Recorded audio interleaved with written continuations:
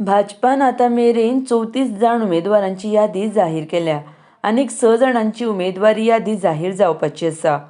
दीपक पावसकर इजिदोर फेर्नांडीसाक भायर आयले जाल्यार तवडकर गणेश गांवकाराक उमेदवारी दिली। मोन्सेरात आनी राणे जोडप्यांक तिकेट मेळ्ळी। 20 सुवातांचेर आदले विधानसभेंतल्या उमेदवारांक संद मेळ्ळी। केप्यां सावित्री कवळेकाराक पक्षान तिकेट दिवना म्हण सावित्रीन भाजप पक्ष सोडून अपक्ष वचपाचो निर्णय घेतला। जाल्यार पणजेंत बाबुशाक तिकेट दितकर उत्पल पर्रीकरान भाजप पक्ष सोडून बाबुशा आड पणजेंत अपक्ष लढपाचो निर्णय घेतला।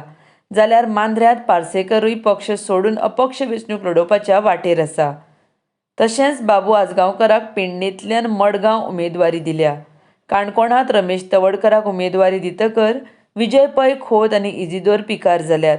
अपक्ष वेंचणूक लडोवपाचो विचार करता।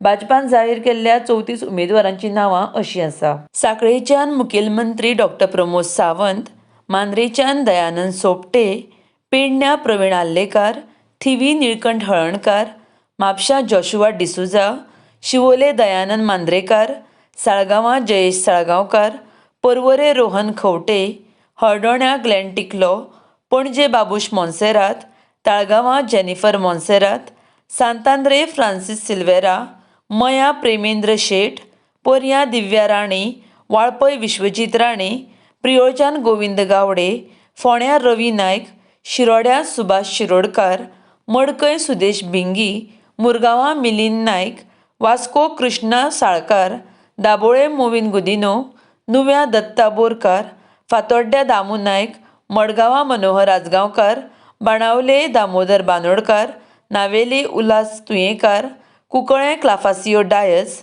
वेळ्ळी सावियो रॉड्रिगीश, केपें चंद्रकांत कवळेकार, कुडचडे निलेश काब्राल, सावड्डे गणेश गांवकार, सांग्यार सुभाष फळदेसाय आनी काणकोणा रमेश तवडकर।